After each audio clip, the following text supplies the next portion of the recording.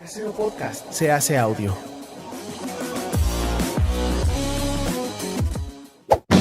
¡Chavos, banda! Este programa es patrocinado por ustedes mismos. Si quieren apoyar nuestro proyecto, lo pueden hacer por medio de Patreon en patreon.com/herejes el podcast.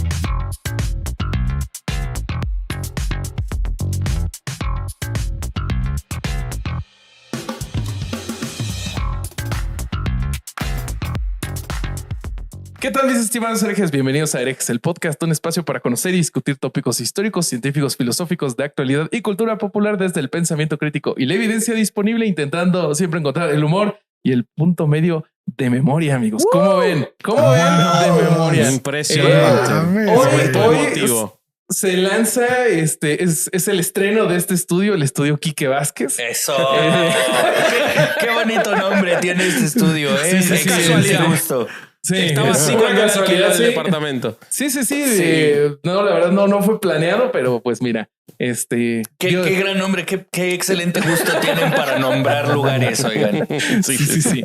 Ahí tengo una bodega en mi casa que no tiene nombre, por si gustan. Una bodega Alejandro Durán estaría buenísimo. No, porque no le mames. cabe todo, no empiece.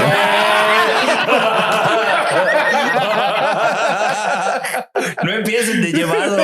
Chingado, Quique. Ya nos ventaneaste, cabrón. Pues no sean llevados. Pues muy bien, amigos.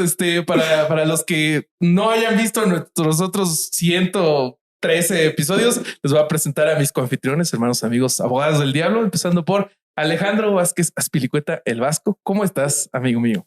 Con COVID. Estoy con COVID. Sí. Pobrecito de ti. Hoy eres un héroe sin capa.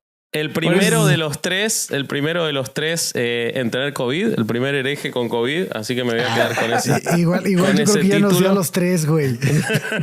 No creo, la verdad no creo. Te juro que te das cuenta cuando lo tenés, aunque sea el primer día te das cuenta.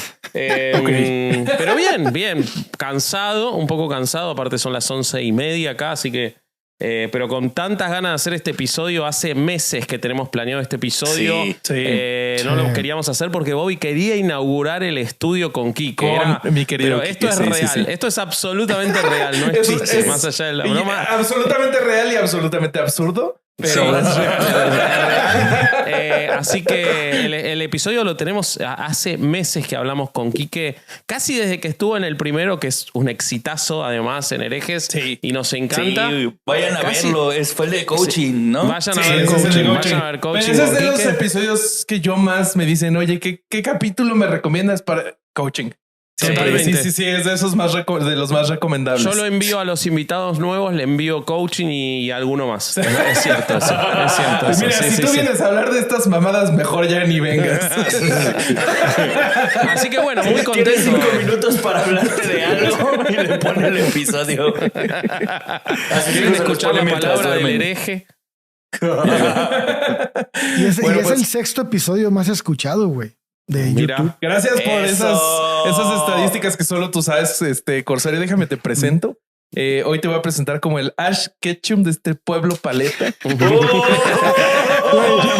Diego va a estar muy contento con esa referencia. Es fan de Pokémon. Puta, bien cabrón. Mira, ahí le pones este clip y luego dices, ya deja de escuchar, hijo, porque lo demás no es para tu edad. ¿Y por qué me pones esa cerveza en la cámara? Nada más para antojarme, ¿verdad, cabrón? Ay, güey, la otra vez ustedes estaban cheleando y yo no. Oigan, el tema de hoy está mamalón, cabrón. Sí. Me Se va encanta. a poner bonito. Me encanta porque no sé ni putas y quiero aprender. Está bien difícil porque hay un montón de gente que es muy a favor, ¿no? Pero sí, parecería casi que religiosamente. Pero que también hay gente que está muy en contra, o sea, casi no hay medias tintas. Y es que, y además, actualmente de las personas que ejercen esto de lo que vamos a hablar, tampoco se identifican como parte de la psicología. Hay personas que ya no se identifican como parte de la psicología, las personas que ejercen esto, y están a gusto con no reconocerse como personas que ejercen psicología. Entonces ya ya hablaremos de como los matices, las pequeñas diferencias que existen, porque sí es algo muy interesante, sobre todo porque creo que es algo que ha gozado mucho del poder de la hegemonía y de esta falacia de los primeros son los mejores. Claro. Sí. Y eso tuvo mucho que ver en que fuera como la percepción o la escuela que tuviera más adeptos. Pero ya entraremos más en materia. Sí, no, ya no, quiero vamos ver a qué eso investigaron. Vamos a dar una pequeña introducción como para ya pasar a que Quique nos siga profundizando en eso que decía. Vamos a hablar del psicoanálisis. Vamos a hablar del psicoanálisis, de esta, método, técnica, teoría o serie de teorías para el tratamiento psicoterapéutico, inventada o desarrollada inicialmente por Sigmund Freud y después continuada por varios personajes de muchísima relevancia, entre ellos Lacan, que durante muchísimos años, nos lo va a explicar mucho mejor Quique, pero en términos generales está basada en la exploración del inconsciente, pero de una definición propia del inconsciente, cosa que es muy importante entender. No es el inconsciente en términos neurológicos, sino que es un inconsciente que trabaja a partir de las represiones y de la exposición de esas represiones, y que tiene mucho de exploración a través de la asociación libre. Esta escuela o técnica o como quiera llamársele, ahora veremos por lo que decía Kike en la introducción si sigue siendo una escuela de la psicología o de la psicoterapia o no, fue durante muchos años la absolutamente hegemónica y en algunos países como el mío lo sigue siendo. De hecho, hoy veía a una teórica, Roxana Kleiner, que decía cómo en la Argentina, en la Universidad de Buenos Aires en particular, es casi imposible encontrar en la universidad que se enseñen otras escuelas que no sean, y otras técnicas y otras teorías que no sean el psicoanálisis, y que además tiene algo de muy interesante, que me parece que es uno de los puntos que no podemos dejar de explorar, que es la penetración que ha tenido en cierta rama de la filosofía durante el siglo XX y el siglo XXI, y que creo que le da un cariz intelectual que lo quita de la parte más técnico-clínica y lo pone en un lugar diferente, ¿no? Filosófico, digamos. Entonces, nada, con eso nosotros lo que hicimos fue, más que nada, Quique, buscar para poder entender un poco desde la humildad. Yo hablé con, por supuesto, amigos psicólogos psicoanalistas acá en Argentina, que por supuesto me lo defendieron mucho, pero estuvimos buscando y la idea es ir intercambiando con vos y que vos nos puedas explicar un poquito cómo llegó hasta acá y cómo en el siglo XXI el psicoanálisis, pese a que, y esto no es una cuestión de opinión, esto es un hecho, no hay correspondencia de evidencia científica respecto de lo que hace el psicoanálisis, cómo sigue permaneciendo en vigencia y sigue siendo algo tan trascendental, ¿no? No hay evidencia científica en tanto que no hay como esta réplica que exige el método científico, que que eso es lo que le daría el cariz de científico a lo que sea, pero tampoco hay evidencia clínica. O sea, si tú ves en las obras completas de Freud, en los escritos de Lacan, en los autores y autoras que tú me digas, en Klein, en Winnicott, no hay un libro que diga cómo hacer análisis. Paso Eso es 1. algo que yo leí, que justo él ni siquiera en su libro de la interpretación de los sueños te da una guía de cómo interpretar sueños. No, porque digamos que como todo en la ciencia y en la psicología, el psicoanálisis surgió por una serie de accidentes y por una serie de malas, o digamos que Freud era medio maleta para lo que se pedía en ese momento. Y entonces tuvo que inventar una manera de él ser útil al respecto. Digamos que el psicoanálisis surge porque Freud se lleva muy bien con dos personas, con Charcot y con Joseph Breuer. Charcot es la persona que estudiaba la histeria, hacía estudios sobre la histeria y quería ver cómo curaba a las mujeres con histeria. Creo que haciendo honor a Foucault, no podemos transgredir la historia, entonces tenemos que recordar que en la época victoriana la histeria era, digamos, la tilde para convertir a una mujer en desposeída, ¿no? Necesita una atención, sí, claro. Y al necesitar una atención, tiene que haber un profesional que nos enseñe a domesticar este espécimen desposeído conocido como mujer histérica, ¿no? Y lo digo como con todo conocimiento de causa, porque justo la etiqueta de la mujer histérica hacía que a las mujeres se les sometiera a tratamientos que ahorita veríamos como de tortura. O sea, estaban las sangrías, de violación a los derechos humanos, sin lugar a dudas. Sí, claro, la reclusión. De hecho, en algún capítulo hablaron de otra persona que estuvo tratando un poco la histeria, que era Mesmer, claro. Con sus imanes y su teoría electromagnética y sus sobones, les curaba la histeria, ¿no? Entonces, Charcot era la persona que estaba muy clavada en los estudios sobre la histeria, y Joseph Breuer estaba muy entusiasmado con la cura por la palabra.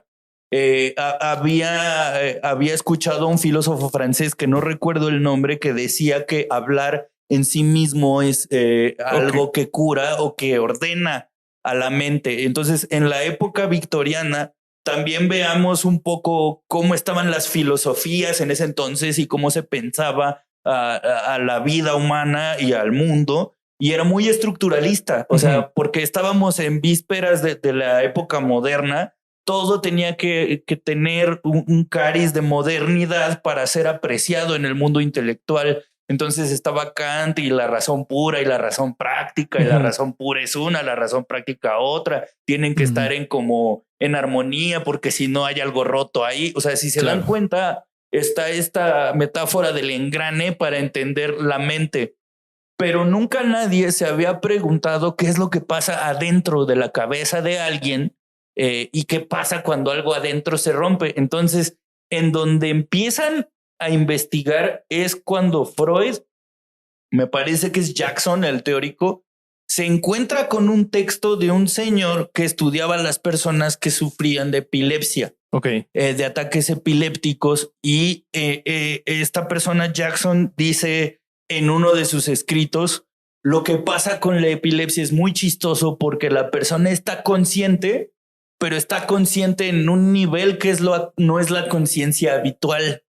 Digamos, está despierto, pero no está en posesión de su propio cuerpo, pero está consciente de que no está en posesión de su propio cuerpo. Entonces, esto que Jackson pone sobre la mesa hace que a Freud le dé curiosidad decir, o sea, que hay un consciente además del consciente. O sea, hay un consciente que va más allá del estado de alerta, para ponerlo en palabras más coloquiales. Entonces, lo que Freud llama consciente es todo eso que hace que mi cerebro lo registre como una imagen, y de lo que puedo manipular en el tiempo presente tal cual. Y es a partir de ahí que Freud empieza a juntársele a Charcot y a juntársele a Breuer y decir, oigan, ¿qué hacemos con esto? A mirarle los apuntes. Exactamente.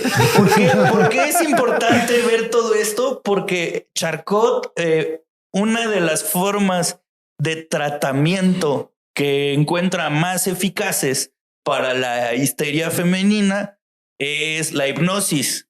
Pero la hipnosis tal cual como John Milton de duérmase así y mira este péndulo y la madre es el conde Fabregat. Sí.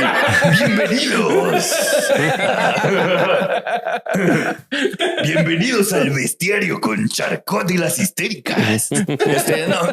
Así, porque justo lo que a Charcot le llama la atención es este concepto que Freud trae a la mesa y dice, resulta que hay un consciente que es otro Atrás consciente. ajá. Entonces dice, o sea que el estado de relajación que las personas alcanzan en la hipnosis pudiera ser un estado Ajá, que los conecte con este consciente que no es el estado de alerta. Y entonces empiezan a jugar con a ver cómo llegan a este consciente que no es el consciente del estado de alerta, sino al otro consciente, al consciente que va más allá de andarse cuidando por sobrevivir. Entonces, Claro. si se dan cuenta, Freud en realidad fue como un enciclopédico que empezó a recabar información.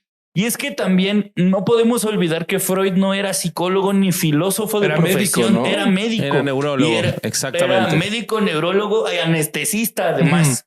Entonces, por ejemplo, ahí hay un malentendido que se dice que Freud era adicto a la cocaína. O sea, sí era, pero no era. O sea, sí fue, pero por accidente.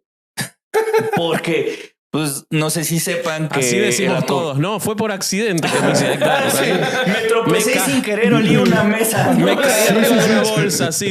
Arriba del talco. Sí, Me dijeron que respirara profundo y había polvo ahí.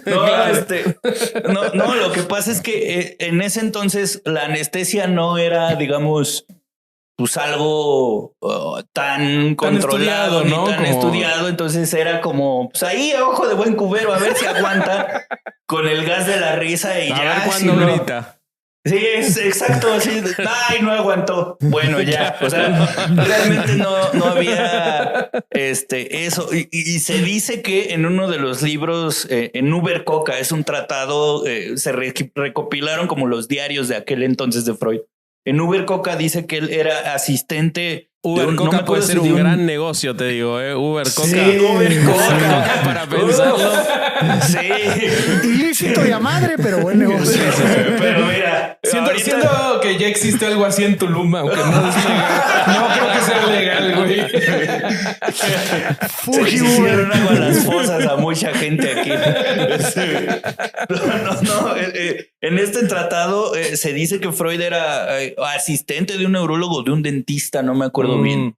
Y que había pasta de cocaína Sí. y la usaba para anestesiar, porque pues la cocaína tópicamente genera anestesia. Claro. Y entonces decía, pues de repente un güey llegó todo deprimido, así casi queriéndose matar, y después de ir al dentista, ya no, o sea, salió como todo feliz. Salió muy contento. Exacto, todo Chingo de energía, eufórico. güey. Exactamente, como que no se había estudiado nada de eso. Y entonces el güey dijo, o sea que sacarse las bolas es muy benéfico para la salud. O sea, pero a partir de estas pequeñas cosas que Freud va viendo, o sea, el mérito que hay que darle a Freud, eso sí, es que buscó conectar cosas que él en su experiencia empezó a mirar y que pareciera que no tienen conexión, Vínculo. pero él empezó a vincularlas, como esto de el estado de ánimo. Decía cómo la persona deprimida, bueno, en ese entonces se le llamaba melancolía, cómo la persona en melancolía suele ver el mundo de una manera diferente, pero cuando el cuerpo le da para más, cuando hay más energía, su forma de ver el mundo cambia. Entonces, como en ese entonces no había manera de ver qué le sucedía al cuerpo, Freud pensó, pues es así como hay energía para que el cuerpo funcione, debe haber una energía para que la mente funcione. Tomemos en cuenta que en ese entonces también estaba mucho la lógica cartesiana acerca del cuerpo. Se pensaba que el cuerpo iba por un lado y la mente iba Y la por mente otro. por el otro. Exactamente. Entonces la lógica era, si el cuerpo funciona con cierta energía, debe haber como el motorcito de la mente. Y entonces en esto que descubre en Uber Coca o con los experimentos con la cocaína, le hizo pensar, quizá hay una energía que no tiene que ver con el cuerpo que hace que nosotros pensemos de cierta manera o que nos ayude a entender el mundo. Y de ahí surge el concepto de pulsión. Pero surge también porque agarra la teoría de los humores de los clásicos, trata de ver qué tan cierta es o qué tan no cierta es. Pero él tenía esta idea de tiene que haber una gasolina que que nos obligue a pensar de alguna forma o tiene que haber algo que ayude a que la cabeza no se deje de enfocar en cosas. Entonces vean cómo de a poco está construyendo la noción del consciente, la noción de la pulsión, pero todo va como por accidente. Sí. Todo va siendo como lo va descubriendo gracias a otras personas o a que empieza a tener acceso a otros libros, porque Freud era el golden boy de su familia, era el que los iba a sacar de pobres. A él lo pusieron en La Voz Viena y ahí iba el pequeño Siggy así, cuéntales lo que leíste de los filósofos alemanes, y ahí iba Freud de mamador diciendo yo leí, o sea, ese güey de verdad devoraba libros. No es casualidad que la mayoría de los procesos que él escribe y describe en sus obras tienen referencias a obras clásicas, porque al güey le mamaban los filósofos clásicos y las tragedias y las comedias. Él desde muy pequeño estuvo muy en contacto con esa literatura y no encontró una manera más útil o más asequible para la lógica de aquel entonces que le entendieran. O sea, vamos, los clásicos griegos eran el Wattpad de esos cabrones. Sí, claro. O sea, todo mundo había leído los clásicos y los locos en ese entonces eran los Nietzsches, los Kants, que decían, pinches marihuanos estos, ¿qué andan pensando, mamá? Y ahorita para nosotros esos güeyes son los clásicos. Así va. Entonces, todo lo pongo en contexto porque ahorita nos parecen mamarrachadas. Sí. Pero lo que sí hay que darle muchísimo mérito a Freud es que gracias a esta curiosidad hubo alguien que pensó, quizá en nuestra cabeza pasan cosas que nos causan malestares que no tienen explicaciones físicas, justo por esta lógica cartesiana. Y creo que por eso, o sea, por eso se le dice a Freud el padre de la terapia contemporánea, no tanto de la psicología. El padre de la psicología es Wilhelm Wundt, que es otro güey. O sea, desde ahí empezamos con un dato que yo no tenía. Ese dato yo no lo tenía. Sí, pero por eso es importante hacer esos paralelismos. Sí. Algo que yo estuve investigando y que veía respecto de lo que vos comentás y de cómo él va desarrollando toda su teoría, ¿no? Y todos sus postulados, da la sensación de que había momentos en los que él primero se le ocurría que algo debía ser y después buscaba cómo justificarlo, ¿no? En lugar con un sesgo de confirmación al revés. O sea, él primero pensaba la idea de, por ejemplo, de Edipo y entonces a todo le injertaba eso y no que llegaba a la conclusión en virtud de ver la evidencia, ¿verdad? Exacto. Eso, sí. Dale. Perdón, Vasco. Ahorita le continúo, nada más quiero hacer un apunte ahí. Es como si estuviera adaptando las ideas que le llegaban con las ideas de la época que estaban en vogue, ¿no? En auge. O sea, como que decía, estos güeyes están discutiendo esto, yo tengo que entrar ahí porque se me ocurrió esto y lo metía, güey. Bueno, así lo veo yo con lo que leí, y a veces hasta lo forzaba, güey. Muchas veces lo forzaba, te diría la mayoría. La mayoría. Sí. Pero según yo lo que sí es cierto es justo lo que dices. Yo venía leyendo que del concepto del inconsciente, la idea como que ya medio existía, pero creo que él fue el primero en tocarla sin relacionarla a fantasmas ni a demonios. Sí, y sin relacionarla a una enfermedad física como tal, porque también lo que se hacía cuando se descubría que alguien estaba ya maltrecho físicamente era trepanarlo y pues ya, con eso se calma, ¿no? O sea, porque pues claro, de un clavo en el prefrontal cualquiera queda como piedra, ¿no? Cualquiera se calma con un clavo en el prefrontal, pero pues no tieso. Exacto, sí. Y mira que yo sé de cosas y personas tiesas, pero ya, o sea, pero pues ya un clavo en el prefrontal ya era como sí, pues es demasiado, ¿no? Sí, porque incluso se pensaba en el concepto de la neuma, que también fue un poco algo que influenció la idea de la pulsión, que la neuma es el espíritu de los cuerpos que le da vida al cascarón. Y cuando la gente moría se pensaba que la neuma salía y ya, por eso no tenías alma cuando morías. Claro. Y pues se pensaba que las personas que tenían algún tipo de daño neuronal o psicofisiológico al momento de trepanar el cráneo, equilibraban el exceso de neuma que esta gente tenía. Exacto. O lo borgo. Pero es que también no podemos juzgarlos demasiado duro porque pues no había manera de que ellos tuvieran evidencia de que a lo mejor había un daño en la corteza cingulada. Eran los tratamientos de la época, como Exacto. lo que platicabas de las mujeres con histeria. Exacto, era lo que estaba disponible, Ujú. ¿no? Pero Freud, el otro mérito que hay que darle es que fue el primero en decir, pues es que no solo las personas que tienen algo fisiológico les pasa o están atribulados mentalmente. Nos pasa a todas las personas, solo que hay gente que no puede dominarlo o no tiene como las herramientas para dominarlo. Y hay gente que sí. Y de ahí parte una de mis primeras críticas al psicoanálisis, que desde su mismísimo origen es elitista y elige quién puede tener análisis y quién no puede tener análisis. Eso lo vi.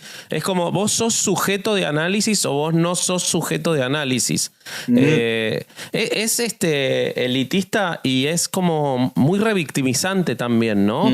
Como que siempre permanentemente está esa cosa de no, vos no podés o vos podés, pero tenés que tener en cuenta que si sale mal es tu culpa, medio como una conducta un medio poco coaching, ¿no? un poquito sectaria, sí, en ese sentido. Sí, bastante. Pero eso está fundamentado teóricamente por ellos, ¿no? Digamos, tiene una justificación. ¿Cuál es?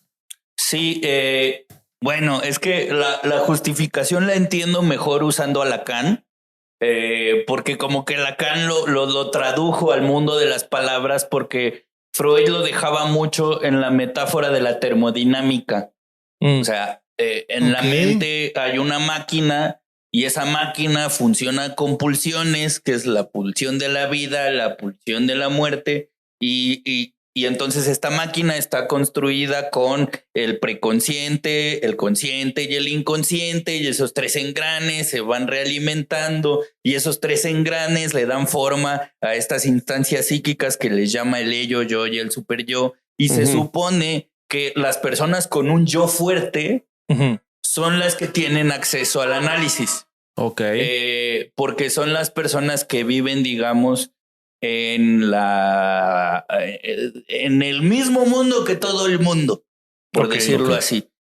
Porque habría que hablar de las estructuras psíquicas, de cómo está armada esta maquinita, y según Freud, la neurosis obsesiva y la neurosis histérica eran como el general. Entonces, si tú estabas dentro de estas dos estructuras psíquicas, podías acceder a análisis. Eras candidato al análisis. ¿Cómo lo determinan?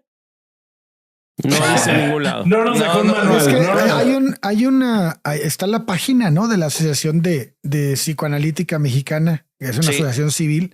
Y a mí me llamó mucho la atención que decía que la exploración clínica se fundamenta en la asociación libre por parte del paciente y la interpretación por parte del psicoanalista. Y ahí yo dije, mierda, güey. Así como que está bien ambiguo, ¿no? Así como que y es que desde ahí va mi segunda crítica al psicoanálisis, que es el psicoanálisis es la perpetuación del juego de poder del que hablaba Foucault al momento de decir que la locura no se encuentra en la naturaleza. O sea, tú no ves a un perro loco, a un gato loco, a un león loco, no. Me recuerda lo que platicabas con Caro en un live que hicieron hace poquito. Ajá. Exacto. Así es. Que si un animal en la naturaleza sale diferente al resto, pues el animal no sufre, ¿no? O sea, sigue con su vida como puede, pero que la sociedad ya es la que le atribuye esa, ya dígase, locura, discapacidad, lo que tú quieras, ¿no? Exactamente. Entonces, la crítica que hace Foucault es la locura no está en la naturaleza, la locura se prescribe. Claro. Y en ese sentido, el analista prescribe. El analista prescribe, tú eres neurótico obsesivo, tú eres neurótico histérico, tú eres perverso o tú, o sea, son las estructuras psíquicas que, por cierto, también Freud, al ser tan ávido o tan adepto al erudismo, se blindó bastante bien Ujú. al reinterpretar palabras que en el común significan una cosa, pero como yo soy el que tiene la verdad, el que se asomó al pozo de la mugre y salió no tan mugroso, como yo buceé en ese mar, te voy a explicar lo que es el inconsciente, porque el inconsciente no es perder el estado de alerta, no, es ese programa que se reproduce en segundo plano, que va pasando toda la información que tú vas viviendo y que va armando sin que tú te des cuenta la trama de tu vida. Pero no es la pérdida de conciencia. Por eso yo Porque decía en la introducción que no es el inconsciente del cual se hablaba en términos neurológicos, sino que es uno para el psicoanálisis, del cual, según entiendo, Quique, me corregirás, tampoco hay ninguna evidencia de que realmente exista. no, no hay manera de que exista lo que puede haber. Y por eso me gustaba, por ejemplo, vuelvo a Lacan, que él hablaba de lo real, lo simbólico y lo imaginario. Y decía, a lo real no podemos acceder porque tendríamos que ver toda la realidad y eso es algo que ninguna persona puede hacer. Entonces lo real está en los términos de lo inasequible. Y en lo real está la fe, los dioses, todas estas creencias que se arman. Me imagino como el mundo de las ideas de Platón. Ándale, pon tú. Porque en el momento en que le pones una palabra ya se vuelve simbólico. Hay un símbolo que me permite interpretarlo, que me permite acercarme de alguna manera. Exactamente. Y en el mundo de lo imaginario es lo que a Lacan le llamaba como las imágenes, literalmente lo que puedes percibir, lo que pasa por tu sistema perceptual. Entonces, el inconsciente eran los símbolos que estaban ligados o pegados a una imagen o a algo imaginario. Entonces, el inconsciente desde Lacan era el nudo de significantes atados a una cosa o a una palabra. Claro. Que no estaban directamente asociados. O sea, por eso para mí Lacan lo explica como más claro, porque lo inconsciente es eso que está, pero que no tienes presente directamente. Digamos que cuando uno escucha la palabra perro, hay miles de significados alrededor de la palabra perro. Pero uno no sabe qué implicaciones tienen hasta que vas al análisis desde esta lógica y empiezas a ver todas, desde la asociación libre, ves cómo las pulsiones y las palabras se pueden ir ligando en diferentes significados y ahí es donde el inconsciente es, digamos, la guía hacia la cura. Claro. Entonces, a mí, mi problema con eso es que si ustedes se dan cuenta, el análisis funciona con la asociación libre del analizante y lo que yo interprete de lo que tú me dices. Eso es un juego de poder. Y entonces, desde a mí, o sea, yo podría decirle a cualquiera de ustedes, la neta es que tú tienes esquizofrenia y como yo tengo una cédula profesional que me avala como un profesional de la salud, ¿quién va a dudar de mí? Claro.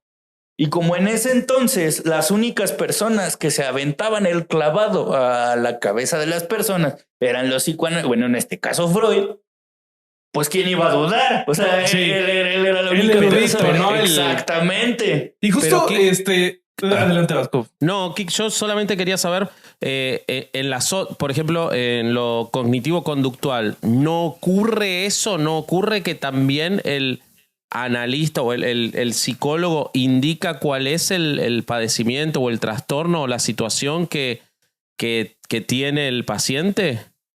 Pues un poco sí. Sí sucede, pero la diferencia es que está basada en eventos que se han repetido. Y entonces ¿Cómo es eso? Digamos que, por ejemplo, yo quiero hacer un viaje en avión, pero le tengo miedo a los aviones. Ah, vas a hablar de mí. Mira, vas a hablar de mí. Perfecto. Oye, Qué bueno que ¿Qué te preguntas, güey? sabía, te dije que lo iba a usar en algún momento. Muy bien, Quique. Entonces, digamos que, bueno, el cognitivo conductual lo que haría es preguntar, bueno, ¿qué cosas hay alrededor de viajar en un avión que te molestan? Y por poner un ejemplo, dirían, no, pues es que la sensación que me viene física al respecto es muy molesta. Bueno, ¿en qué otros lugares has sentido esa sensación física? No, pues en tal. Y entonces puedes descubrir a lo mejor que el miedo a los aviones no es realmente un miedo a los aviones, sino es una reacción fisiológica que te disgusta, que hace que el avión sea aversivo. Pero es porque hay un patrón de cosas que han reforzado el temor a los aviones a partir de una sensación desagradable. Pero no, o sea, es hay una especie de búsqueda de evidencia. Exacto. Alrededor de lo que ocurre, digamos, como no me sale la palabra, pero o sea, la diferencia, digamos, sería en ese caso puntual, sería que se está llegando a un diagnóstico en virtud de lo que ocurre alrededor de ese paciente. Exacto. Puntualmente. Okay, entonces, y no de la conversación. Exacto. Okay. Ahora, ya con base en eso que dijiste, porque el conductivo conductual es uno de los que tienen. Sí, el cognitivo conductual es uno de los que tiene sustento científico, ¿no? Entonces, ya teniendo eso y hablando y lo que dijo Quique del psicoanálisis, hoy en día contamos con, pues, toda clase de estrategias para lidiar con problemas médicos, ¿no? Probablemente hay un gran porcentaje de estos tienen como que el sustento científico basado a que han sido probados a través del método y bla, bla, bla. Y que las acredita como las más convenientes para usar en un momento determinado. Entonces existen algunas que, si bien no han sido probadas en su totalidad, ya podemos ver que que entran en una etapa de experimentación, ¿no? En la que se tiene que llevar a cabo para ver si funcionan. Lo que a mí me asombra en este tema en específico es que algo como el psicoanálisis, que si bien puede tener sustento en algunos aspectos, no sé, en otros está totalmente en pañales o bien sin base científica alguna. Entonces, sabiendo todo esto, en realidad te agregaría, Ale, que están por fuera, porque ya ellos han indicado, por lo menos hay congresos y academias que han dicho que ellos van por otro lado que no es el empírico. Me parece perfecto todo eso, pero tiene tanto auge en la sociedad. Nos has platicado lo que ocurre en Argentina, aquí en México también. Sí. Me gustaría entender cómo es posible que algo que no se ve en ninguna área de la ciencia y que más bien se ve en otro tipo de cosas, que no voy a igualarlo porque no tampoco va por ahí, pero me gustaría saber cuál es la razón por la cual una sociedad como la nuestra, que basa sus sistemas médicos, al menos los que están avalados en la medicina, con sustento científico, puede tener una práctica como esta, que no tiene probado al 100 casi nada, estar en universidades, estar en hospitales, estar en todos lados donde está, y que tanta gente se dedique a hacer esto y que se ha abierto. O sea, debe haber algo. ¿Por qué ocurre esto? La palabra que se me ocurre es tradición. Ok. Wow. Sí, porque el psicoanálisis, o sea, yo pienso que el psicoanálisis empezó a enseñar primero que todos. Y era la que nos daba un norte más o menos entendible de lo que le sucedía a la cabeza o lo que pasaba en la mente de las personas antes que cualquier cosa. Era la narración que le daba sentido un poco a lo que sucedía, porque pues no era físico, pues porque no había un daño neuronal ahí que dijera, pues por eso te autosaboteas, ¿no? Por decir algo. Pues porque tienes un daño en la neurona del autosabotaje y pues por eso, pues no. Yo invitaría a Quique a hacer voces a los episodios, aún si no, si no fuera el tema de él, lo traería a hacer voces. Créeme que me mamaría. Sí, sos muy bueno. Entonces no había una evidencia física y creo que el parteaguas repito, es algo que se ganó bastante útiles, el echarnos un clavado a la vida interna de las personas. No me gustaría llamarlo mente, porque yo no estoy a favor de la dupla cartesiana, no me gusta ese dualismo, pero sí nos invitó a darle una vuelta a la vida interna. Y creo que eso es útil, pero creo que por tradición, una persona que estudia psicología, de alguna manera, por tradición también, renuncia de alguna forma a la medicina. Ujú. Y eso epistemológicamente también significa que de alguna manera mi campo de acción no va a ser el cuerpo. Sí. Va a ser entender cómo funcionan las ideas, entender cómo funcionan las emociones, entender cómo funcionan las conductas, porque el cuerpo lo ven los médicos. Ujú. Yo voy a ver otra cosa. Entonces, esta distinción que me parece bastante innecesaria, Ujú. creo que es la que hizo que el psicoanálisis diera un golpe en la mesa y no lo movieran por muchísimo tiempo, porque pues no había una alternativa en realidad. O sea, no existía una alternativa a eso, porque ni siquiera el conductismo cuando surgió era una alternativa a eso. O sea, el conductismo decía, son las conductas lo que nosotros analizamos y para cambiar conductas hay que cambiar los ambientes y en el conductismo, en lo cognitivo-conductual, todavía lo cognitivo-conductual se animó un poco más, pero desde las bases del conductismo clásico se hablaba de la caja negra, que es como, yo no me voy a meter en qué ideas hay aquí. El conductismo surgió como algo muy pragmático. Es como si cambio las conductas, cambio lo demás. Esa era la filosofía de trabajo de los conductistas. Entonces, pero esta idea de la caja negra era un poco una continuación, ¿no? De la idea de que hay un inconsciente. Al estilo Freud. Pues no que hubiera un inconsciente, era como no me puedo meter aquí porque no sé qué pasa. Lo haya o no lo haya, yo no lo voy a mirar, no es mi campo. Exactamente. Podría ser complementario incluso, tal vez. Es decir, esto no es mi tema, yo me voy a ocupar de acá en adelante. Era más un límite. Sí, sí, ellos decían, lo que hay que cambiar son las conductas. Ese es mi foco, yo no voy a ver qué piensan, no, voy a ver las conductas y lo que estas conductas le generan a las personas. Ujú. Entonces, esto es temporalmente, estoy hablando de conductismo clásico, porque de seguro allá afuera van a salir. Ahorita hay alguien en los comentarios. Exactamente, así. Ahorita está enardecido. ¿Qué está diciendo pura mamada? No, lo que voy es que si lo vemos a los ojos del tiempo, no había una explicación que se atreviera a echar un clavado a lo que llamaban mente. Y era la única opción que existía desde principios de siglo, que además hay que decir, Freud lo armó en 1890 y pico. Uh-huh. Y la razón por la cual él se hizo tan famoso, o sea, el güey era un marquetero también. Era bueno, inteligente, era muy bueno. Porque él el Carlos Muñoz de su época. Anda, pero este güey sí ahora sí te van a caer. Ahora sí te van a caer los fracasos del psicoanálisis. Este güey sí había estudiado medicina, este güey sí había leído. Solo no, digamos, no tenía los recursos para comprobar lo que él estaba diciendo, pero él dijo, ¿cómo voy a hacer para que volteen a ver este pedo que estoy diciendo? Porque a donde voy me tiran de a loco, porque los médicos le decían, estás pendejo, mijo, ¿qué te pasa? Y pues Charcot y Breuer, que aquí es donde quiero como contar un poco de dónde surge la asociación libre, porque Freud era pésimo haciendo hipnosis. Él no podía hacer hipnosis por más que tomaba clases.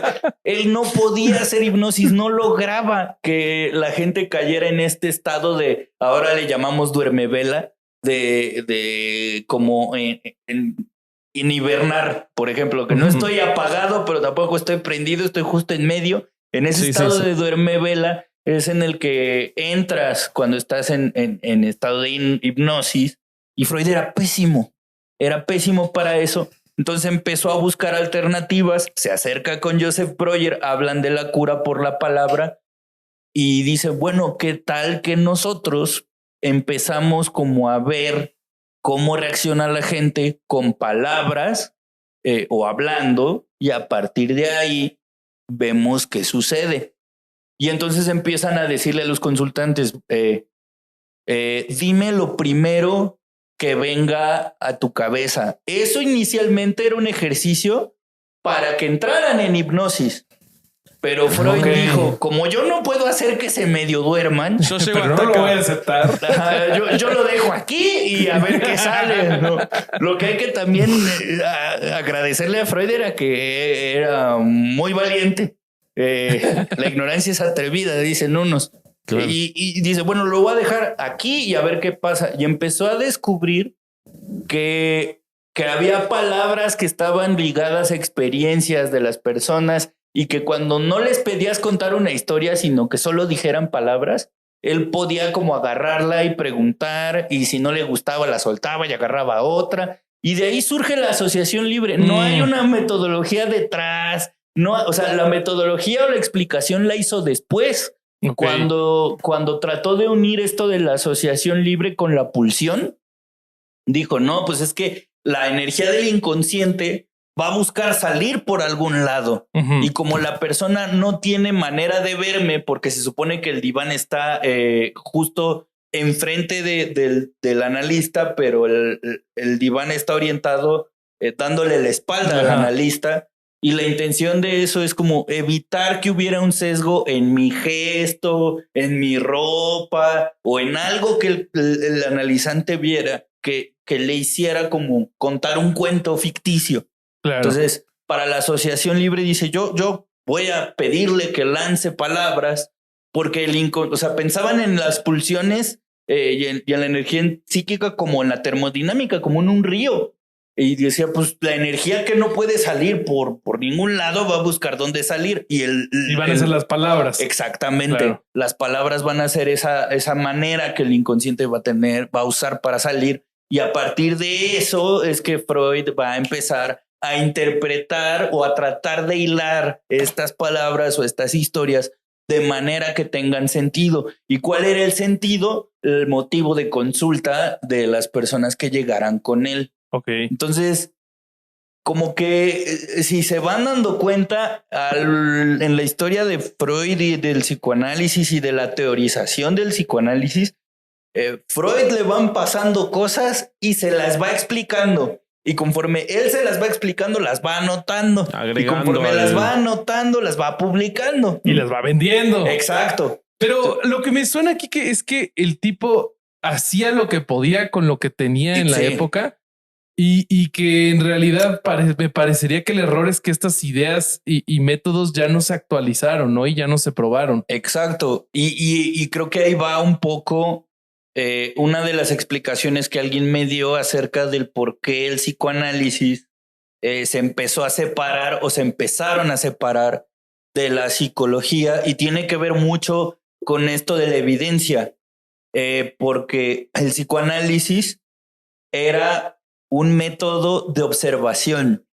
O sea, Freud era tan pretencioso que quería encontrar un método alternativo al método científico para observar algo. Claro. Y ese método alternativo al método científico, según Freud, iba a ser el método del psicoanálisis. O sea, él creía que iba a ser un método, su método iba a funcionar en todo. Sí, y por eso, por ejemplo, en las escuelas de apreciación perro ego, güey. sí, ya sé. Y por eso ¿Sabes cómo si era como Carlos Muñoz? un poco sí. Es que también no podemos culparlo porque en su autobiografía decían que su mamá lo prefería a él por encima de su papá, era el que le daban de comer en lugar de a sus otros hijos. O sea, Siggy era el Golden Boy. O sea, es más, le decían Siggy. O sea, como así mi perro, güey. Sí, no, era como decirle Santi a un mi rey ahorita. Él era Siggy el viernes. Así. Siggy nos va a sacar de pobres, güey. Le voy a heredar mi escuela, güey. Y tú despreocúpate, paps.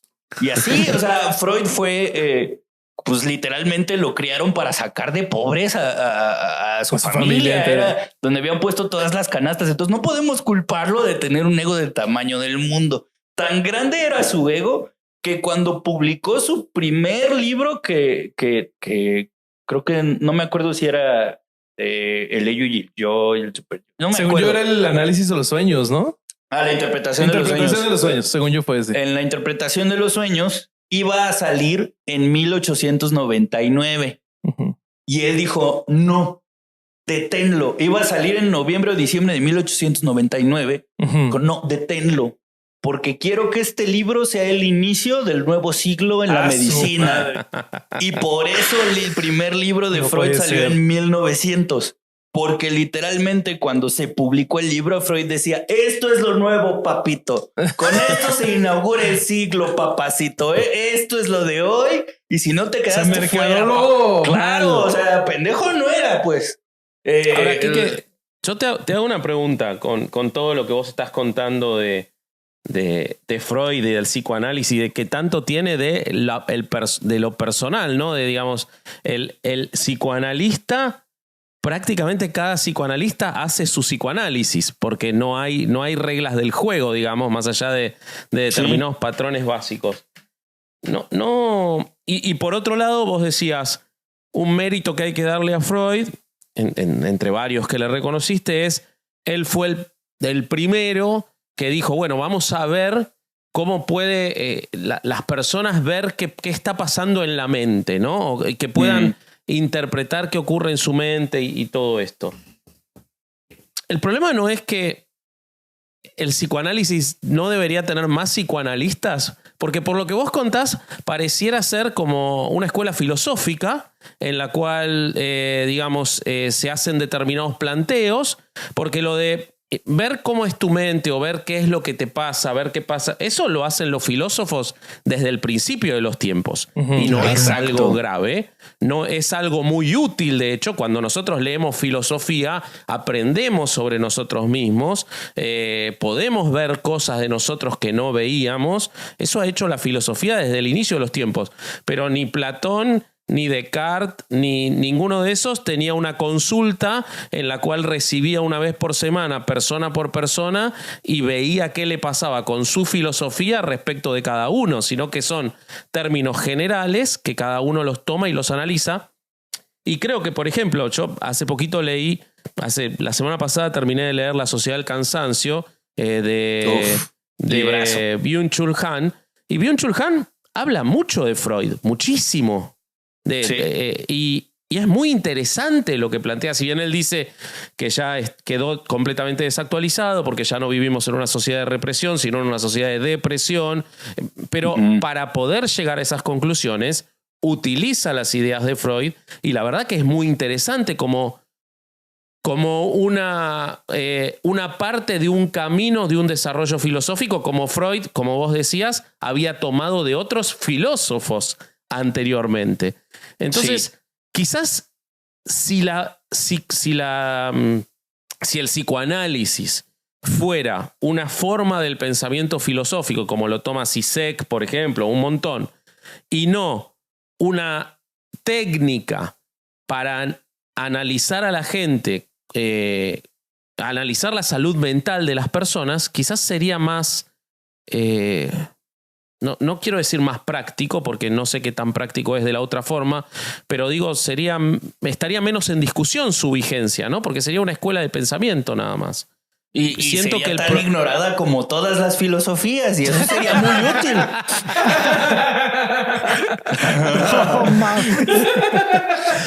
Porque lo que es, o sea, pues sí. Es gracioso porque es cierto.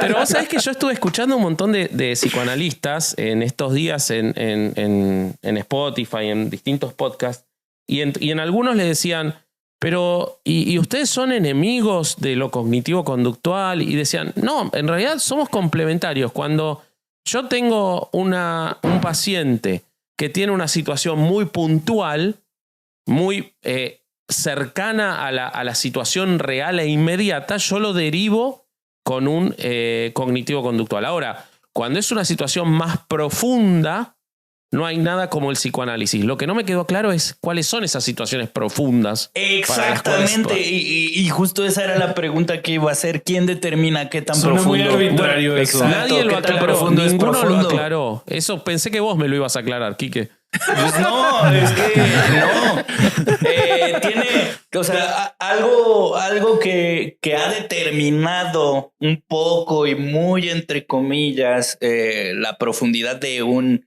algo una atribulación, por llamarle de alguna forma, es algo que le llaman conciencia de enfermedad.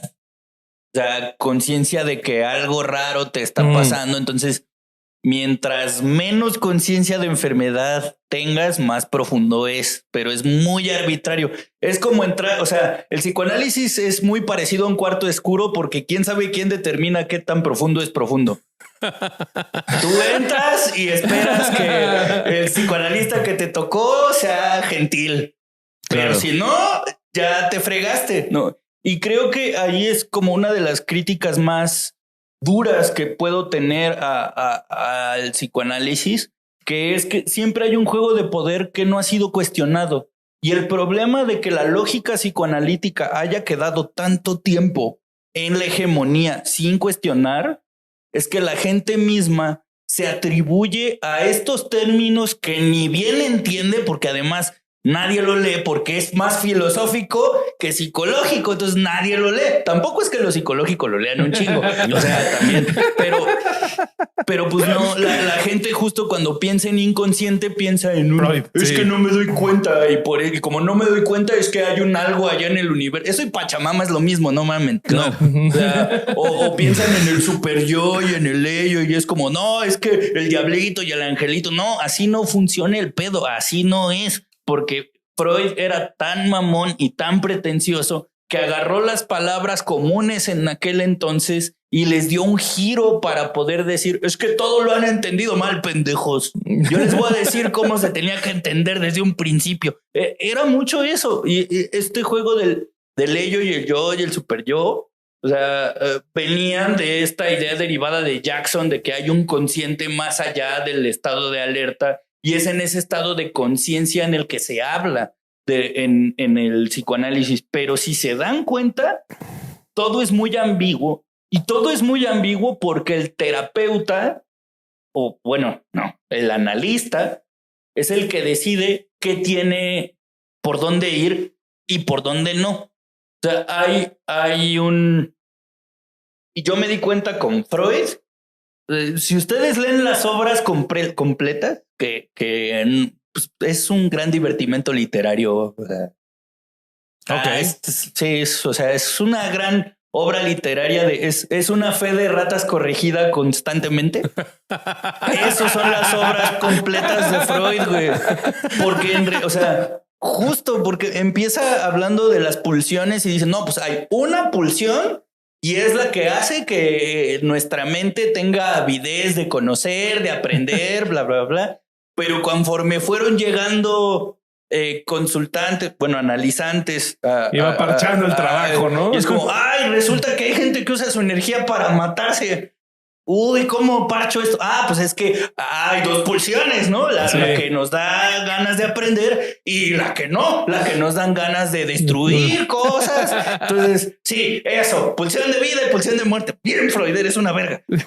Y bueno, ¿por qué hay personas que son tan cuadradas? Es que no tienen solo un yo. O sea, hay un super yo que es muy fuerte y ese hace que las personas se sientan obligadas a hacer las cosas. Y por eso son cuadradas, super yo, se llama super yo. Y porque hay güeyes desmadrosos, sí, ¿no? Es como, no, es que ellos no tienen un yo, tienen un ello, un yo que está por allá afuera, como que les vale verga ese yo, entonces lo mandan por allá, vamos a ponerle ello. ¡A huevo, Freud, eres una puta verga, huevo! Y así, si ustedes van leyendo las obras completas, se van dando cuenta que Freud se va parchando a sí mismo y se va actualizando. O sea, exactamente, y tiene la delicadeza de decirlo. O sea, hay textos como hay un libro que se llama El chiste y su relación con el inconsciente, que es un timo. O sea, yo leí eso y no fue nada gracioso, no lo hagan.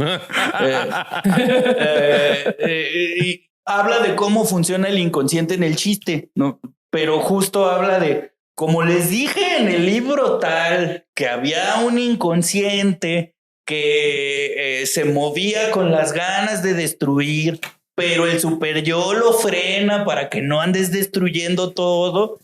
Pues ahora descubrí que no siempre el super yo es el que lo frena. También hay mecanismos que hacen que el yo lo pueda hacer sin matar a nadie y eso se llaman mecanismos de defensa. O sea, con el tiempo el güey va inventando y armando cosas para darle sentido a lo que le va pasando con sus consultantes.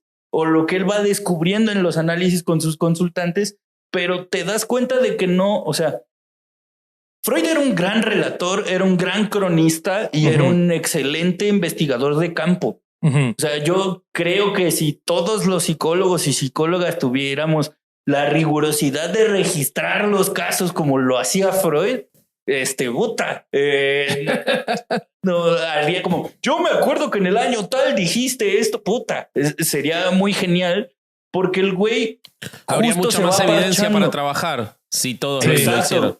Y de hecho, o sea, él empezó como a responderse a sí mismo, como todos estos huecos que él veía, pero de repente el gremio médico también le decía, oye, no mames, te estás mamando. Te estás mamando, güey. O sea, por ejemplo, en tiempos de guerra, cuando se avecinaba la guerra mundial, le dijeron a Freud, a ver, tú muy vergas, tú que explicas así la mente del mundo, ¿cómo te explicas esta puta guerra, cabrón? O sea, ahora todos los soldados los mandamos a análisis o qué chingados. Entonces escribió un libro que se llama El malestar en la cultura, que es como ahora vivimos en una época en la de la pulsión de muerte está gobernando y entonces como la supervivencia es un impulso de vida. Madre, que es va como a Lord of través... the Rings, güey. Andas. Ajá. Sí. Entonces, o sea, es muy interesante porque lo chido de Freud y creo que eso es, yo creo que es de lo más valioso hasta la fecha en el trabajo clínico, terapéutico, psicológico. Freud le dio una importancia muy grande a la relación terapéutica y que incluso se han hecho estudios clínicos que cuando digo clínicos no es como vamos a poner a gente en cajas y vamos a poner un queso y a ver si la persona hace el laberinto y agarra el queso. O sea, no, sino que con consultantes que han ido a terapia empiezan a hacer investigación de campo de, güey, ¿qué te ha servido? ¿Qué fue lo útil en la terapia? ¿Qué dirías que te ayudó? Y se llegó al consenso de que el 30% del éxito de una terapia es la relación que construyes con el terapeuta. Wow. Si tú con el terapeuta construyes un ambiente de seguridad, de tranquilidad, de exploración, sin juicio alguno, es más probable que tú tengas ¿algún tipo de avance? Ese tipo de avance. Y si Freud algo hacía con sus consultantes era estar con ellos y hablar y que te dijeran la pendejada más estúpida del mundo y que Freud no respondiera ni se inmutara. Y en tiempos victorianos, en donde todo estaba tan juzgado, tan reprimido y tan castigado, encontrar un lugar así era encontrar un oasis, cabrón. Claro, un lugar seguro. Claro. Entonces, en ese momento, digamos que Freud le dio importancia y creo que el más grande, la más grande contribución fue lo que le llaman el dispositivo clínico, como entender que para la terapia se necesita un espacio, se necesita un momento determinado en tiempos, literalmente un espacio, pero en realidad el psicoanálisis es bien ambiguo porque se basa en lo que un señor vio. Y que si es otro señor ya cambia, ¿no? Exactamente. ¿Por qué creen que existe un psicoanálisis, pero existe el junguiano, el lacaniano, el kleiniano, el de Winnicott, el adleriano? Porque cada uno dijo, pues de aquí. Y cuando les preguntan en qué se parecen, pues todos creemos en el inconsciente, ¿verdad? Sí, todos creemos, todos estamos de acuerdo. Todos estamos de acuerdo, sí. O sea, aunque es no una cuestión creas, más religiosa que clínica, digamos, en ese sentido. Un poco sí, y creo que justo, y porque además Freud se encargó de que tuviera este misticismo, porque se hablaba de yo soy el valiente que te va a hablar de la población que nadie vio, que eran los niños. Claro. Yo soy el valiente que te va a hablar del desarrollo psicosocial y psicosexual de los niños.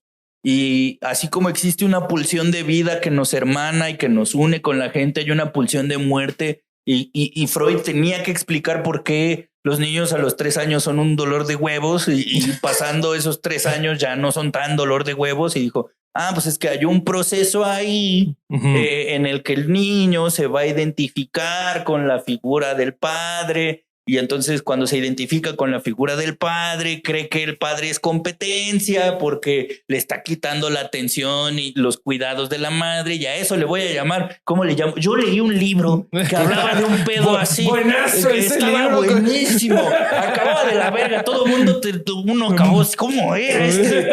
El del ciego, tú, Ana, su asistente, su hija. Ana, ¿cómo? El libro es... Ah, sí, Edipo, esa mamada, así le voy a poner, Edipo, güey. Y el pedo de que tengan como, o sea, en su momento fue algo revolucionario porque pues de entrada en esas épocas un niño era un adulto pequeño.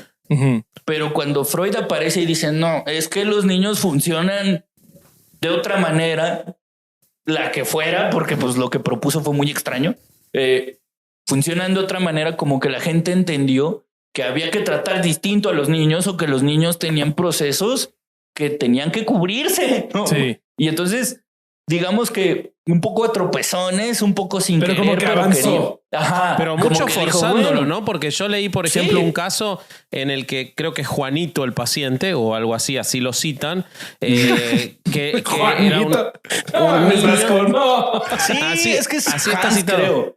Eso tiene sí, pero en los libros lo ponen como Juanito, en los libros en español. Y decía que él había soñado, que le tenía miedo a los caballos, ¿no? Ah, sí, el caso Y Hans. entonces Ajá. la interpretación de Freud es que le tenía miedo a los caballos porque lo que él veía representado en un caballo era el padre, ¿no? Por lo fálico, por la figura Lo grande, de por lo grande. fuerte. Ajá. Cuando hay mucha evidencia de que es un miedo bastante común en la infancia, el miedo a un caballo, porque es un animal grande y que te puedes caer o que, Te mataron que es una un miedo patada, lógico. o- Es Pero un él pelo lo- gigante que si me muerde ya valí ver. pero O sea, él lo forzaba hacia el lugar del padre porque tenía que entrar en su explicación de Edipo, ¿no? O sea, había mucho de forzado una vez que se le ocurría la idea de, bueno, hay Edipo, vamos a encontrar Edipo en todos lados, ¿no? Exactamente. Y eso es también lo riesgoso. Y que además la influencia de estas ideas fue tan grande que la gente misma, sin tener una idea de qué están hablando ni a qué se refieren, ya dicen, no, es que en mi inconsciente yo creo que busco a hombres que me tratan mal porque inconscientemente busco hombres que me maltraten o inconscientemente creo que las mujeres son inferiores y por eso no puedo tener una relación seria. O no, güey, así no funciona. Pero la tradición y la hegemonía del psicoanálisis fue tan La fuerte. penetración cultural. Sí, a Freud le hubiera encantado que hubieras dicho penetración. La penetración Acto cultural. fallido, Vasco. Ahí, Ahí hay un fallido. Lapsus. Yo Pero lo sentí es real. bastante acertado, no sé qué piensan. Pero es real porque todos hablamos de complejo de Edipo como si fuera algo verdadero. O sea, culturalmente está súper aceptado. Yo de hecho me enteré esta semana que era algo de Freud. Yo pensé que era una realidad así. Ah, sí. Incólume. Sí. ¿Qué? O sea, es más, hay gente que cree o que dice que existe el complejo de Electra. Ah, sí. Porque sí, dicen, yo- oye, Edipo era griego, pues Electra es griega, a huevo que sí. Y ni siquiera Electra tenía un quiole con su papá, era con su primo, güey. O sea, ni siquiera Pero leyeron dijeron, las a putas ver, tragedias. Dime un No, nombre de No morra. mames, yo cuando griego. dijiste, una cuando morra que dijiste, haya hecho incesto en Grecia. En Grecia, Todas, no, pero famosa, puta madre. Que se escuche como una tienda de retail que te cobra carísimos los intereses. Era de huevo.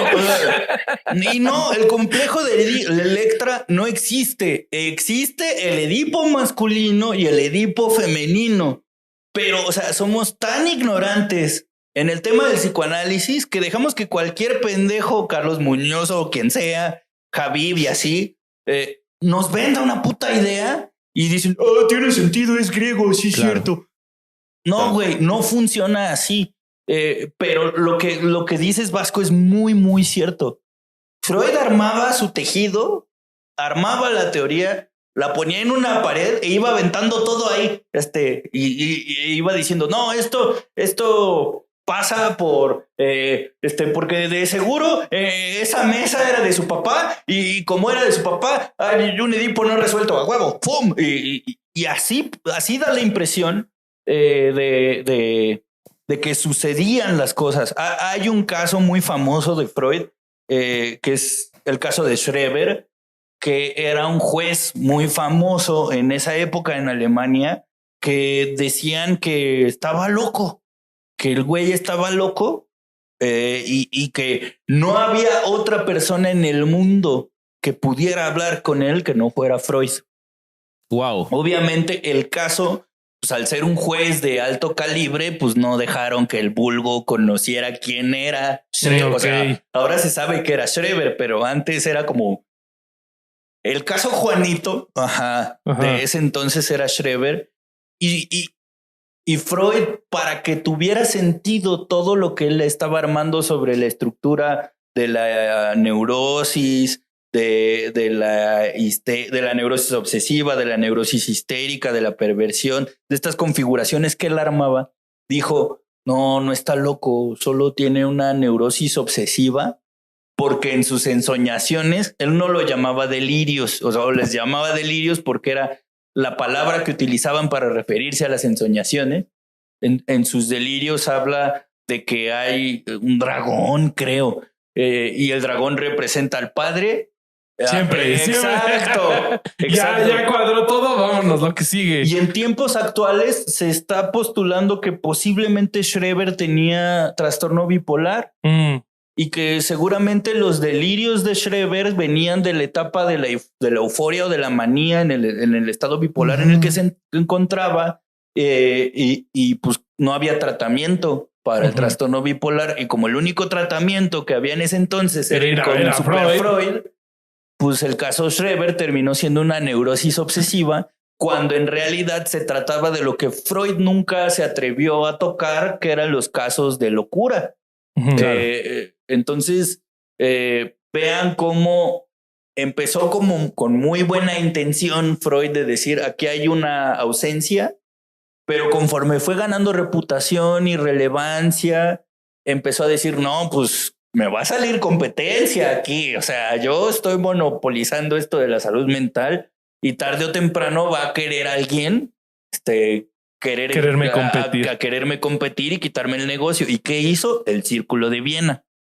Que el Círculo de Viena eran todas estas personas que estaban fascinadas con lo que este güey les decía en los seminarios, y dijo, ¿quieres hacer análisis? Pues órale, te hago análisis, y cuando yo te haga análisis te digo si eres candidato a aprender a hacer análisis. Y ahí sacó su multinivel, claro. Entra mi flor de la abundancia. ¿Quieres ser tu propio jefe mediante el psicoanálisis? Venga. Exactamente. Y esa práctica sigue hasta nuestros días. O sea, hasta nuestros días, si una persona quiere ser psicoanalista, primero tiene que llevar análisis mínimo 2 o 3 años para que después tengas acceso a ser analista de alguien más. O sea, a un güey o a una mujer y ya vemos qué pedo. Yo no sé ustedes, pero eso se escucha medio sectoso. Sí, porque Freud lo que quería era que no hubiera competencia. Entonces, de repente en el Círculo de Viena empezaron a ver personas igual de ávidas, igual de ñoñas que Freud. Y entonces, por ejemplo, un tal Jung dijo, ok, esto del consciente, del inconsciente está muy chido, del ello y el yo y el superyo, de el eros y el thanatos, que es la pulsión de vida, la pulsión de muerte. Pero yo he visto que históricamente a Jung le mamaba cómo es que las historias se iban contando a lo largo del tiempo y cómo las historias se iban repitiendo. Cíclicas. Eran cíclicas, y decía, pero yo me he dado cuenta que las historias que en la humanidad se han contado hay arquetipos. O sea, siempre se repiten personajes. O sea, siempre hay un sabio, siempre hay un héroe que viaja, siempre hay un enfrentamiento con algo desconocido, siempre hay el miedo a la muerte, siempre está la resignación hacia la muerte. Pues eso no tendrá que ver con la manera de entender el mundo. Y Freud dijo, no, es muy famoso esto porque Freud le dijo, no, lo que pasa es que tú quieres tener un hijo teórico porque me ves a mí como tu padre. Y entonces Jung dijo, no digas mamadas, Mary Jane. Y entonces cuando Jung le dice no digas mamadas Mary Jane,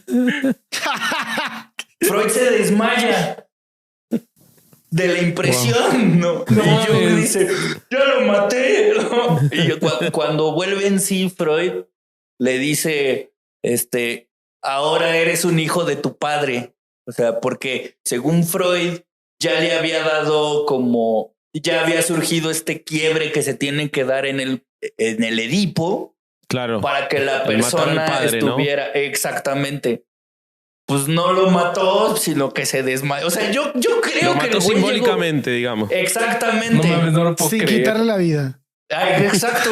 Entonces, yo la verdad es que entiendo el psicoanálisis. O sea, empezó bastante bien. Freud empezó haciendo lo que podía con lo que tenía. Empezó dando unas alternativas bien interesantes, unas teorizaciones bien interesantes. Abrió puertas que nadie había abierto. Y de repente se enfermó de poder. Sí, tal cual. Y para mí es muy representativo esto que dices, Bobby, porque el psicoanálisis se me hace un perpetuo y cíclico juego de poder. Sí. Porque para que tú estés sano, para poder curarte, si es que hay una cura, la cura es la resignación a tu sistema, o sea, cómo está tu estructura psíquica.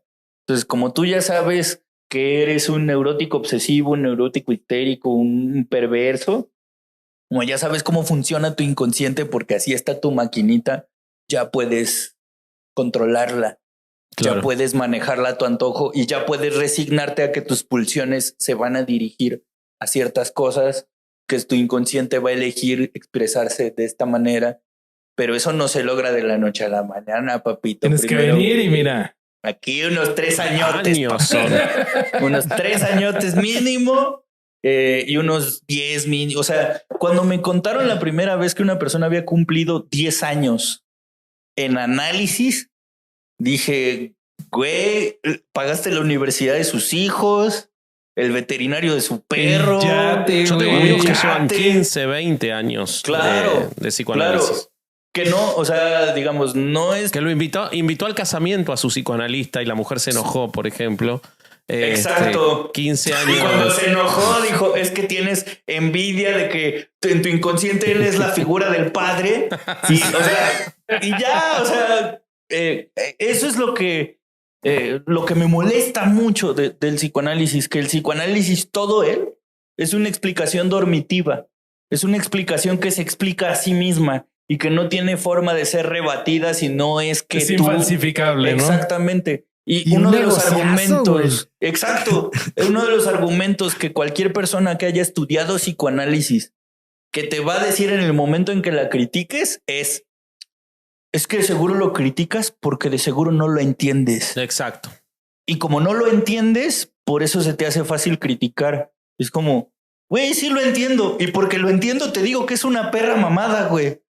Porque hasta Lacan lo dijo. O sea, Lacan dijo, no, pues Freud sentó las bases, pero estaba equivocado. Ah, mira. Entonces, por eso se dice que Lacan reinterpretó a Freud. Como que Lacan dijo, es que lo que Freud llamaba el inconsciente en realidad es este nudo de significantes que yacen en las palabras, en cómo entendemos el mundo. O sea, como que Lacan trató de aterrizarlo a algo al menos más tangible, que era como es que la manera en que tú te expresas y de la que construyes algo que tú estás viviendo, habla de cómo lo vives internamente y pues lo que hay para entenderlo es esto que nos dijo Freud. Pero en ese entonces, ya cuando Lacan estaba ahí, ya había otras propuestas, ya existía el conductismo, ya estaba el conductismo moderno en ciernes, ya estaba. Ya podía copiarle notas a alguien más, ¿no? Exactamente. Y ver, okay, pues, este güey está diciendo esto y eso tiene un poco más de sentido. ¿No? O, por ejemplo, y tiene pacientes que está, o consultantes que están progresando. Exactamente. O sea, ya empezaba a ver más cosas. Entonces, el psicoanálisis, gracias a Lacan, fue para mí un esfuerzo titánico de actualización de parte de Lacan, pero también ahí ya estaba la terapia Gestalt, que la Gestalt no tiene nada que ver con la Gestalt que se hace en psicología, porque hace un rato les decía, el padre de la psicología no es Freud, es Wilhelm Wundt. Porque Wilhelm Wundt era un teórico alemán que quería ver cómo funciona el ojo, por ejemplo, y cómo es que el ojo interpretaba la información que sucedía en el entorno. ¿Y por qué es el padre de la psicología? Porque fue el primero en hacer un experimento con el sistema perceptual de un cuerpo humano para entender cómo el sistema perceptual le daba información a la persona. Okay. Su experimento del taquistocopio es muy famoso y su experimento de las líneas paralelas también es muy famoso. Y por eso Wilhelm Wundt es el padre de la psicología, porque es el primero que trató de averiguar qué podía hacerse de científico con la percepción humana. Y desde ese momento hay una separación grandísima entre el psicoanálisis y la psicología.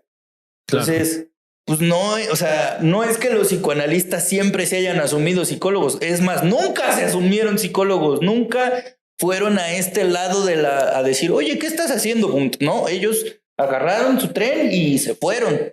Y lo peligroso de no saber esta distinción de que el psicoanálisis es un método de observación es que pues tú puedes ver antropólogos, sociólogos, artistas, apreciadores del arte, aprendiendo sobre psicoanálisis, leyendo sobre psicoanálisis y creyendo que lo que leen de psicoanálisis les es suficiente para hacer una intervención terapéutica, porque el psicoanálisis es psicoanálisis, el psicoanálisis que todos sabemos, ¿no? El que cura locos. Eso es psicoanálisis y yo estoy estudiando psicoanálisis, pues yo puedo curar un loco, ¿no? Eso es un riesgo muy cabrón. Justo me topé con un dato sobre esto que dices. Me encontré un estudio de 2008 que hicieron en 150 universidades de Estados Unidos que encontró que el 86% de las materias de psicoanálisis se impartían fuera de las carreras de psicología o los departamentos de psicología. Sí, qué fuerte, ¿no? Y también está muy peleado con la psiquiatría, ¿no? Por lo que yo estaba leyendo, el psicoanálisis y con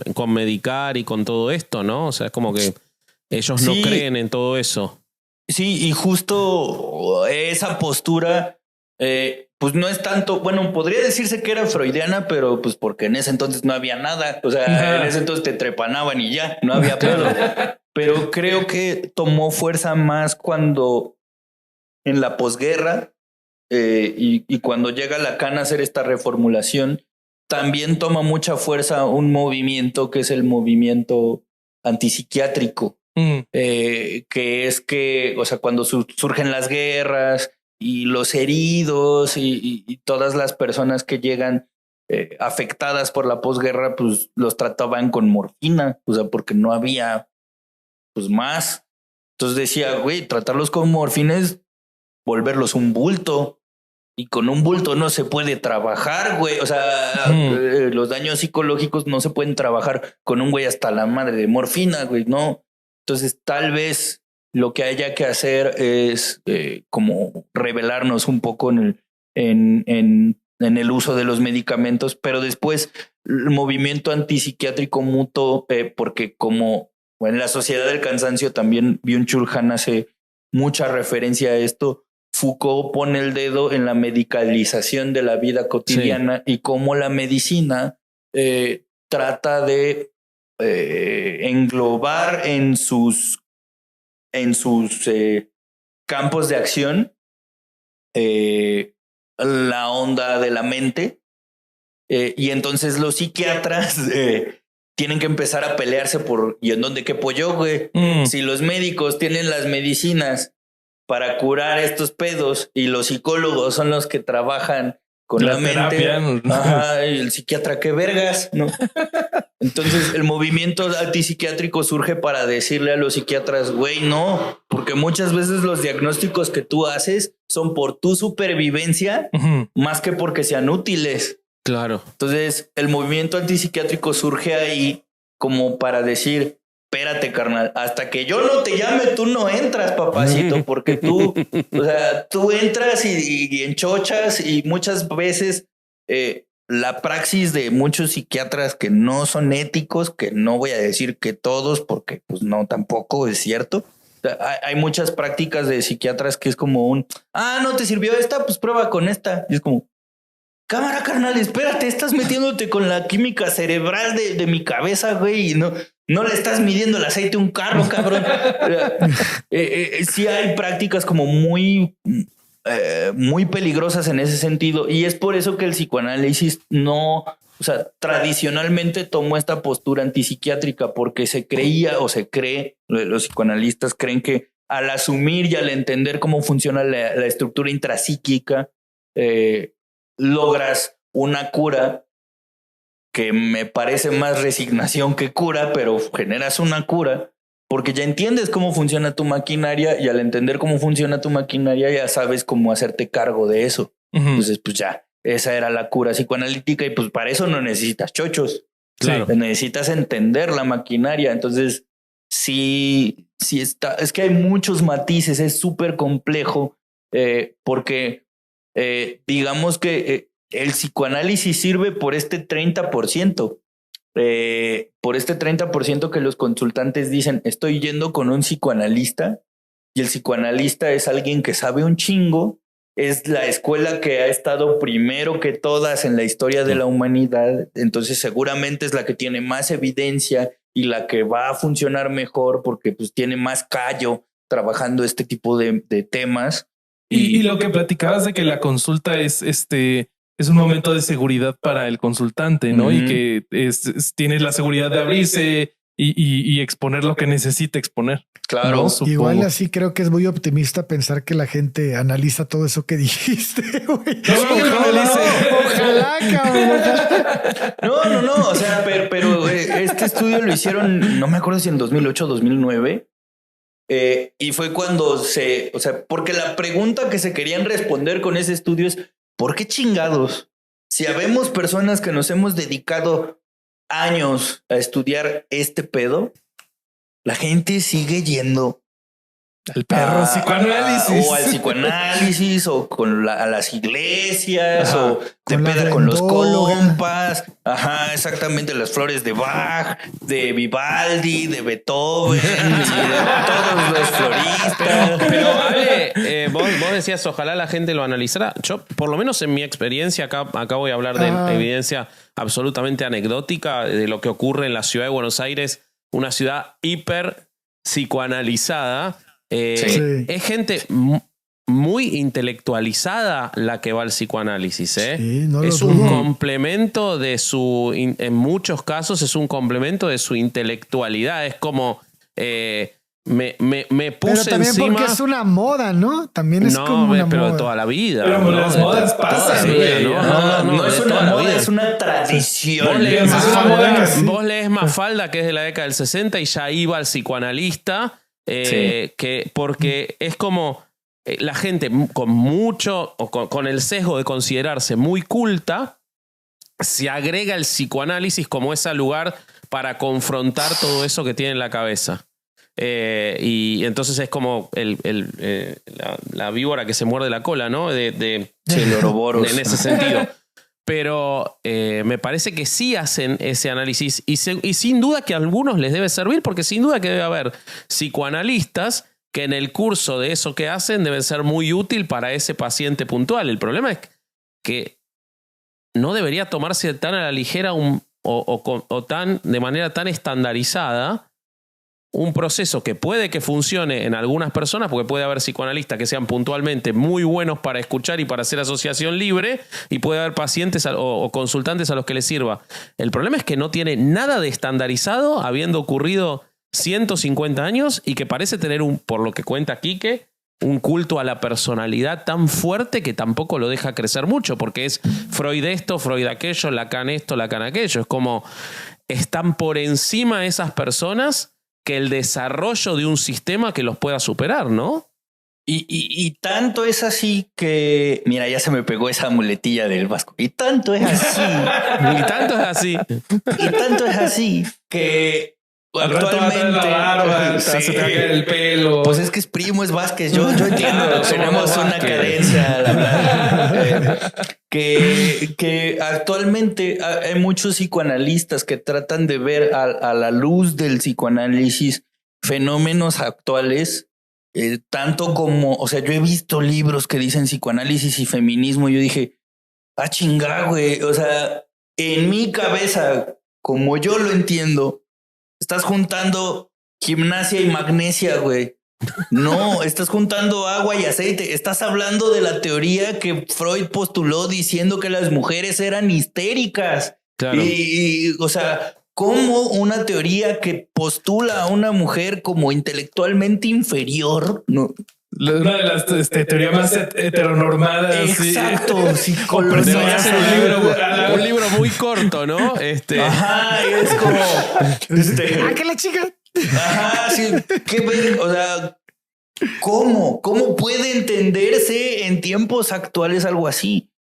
Y las críticas han sido tan recalcitrantes en muchos de los casos que no había quedado o no ha quedado de otra para muchos psicoanalistas y para muchas escuelas decir, pues es que nosotros no somos psicólogos, papito.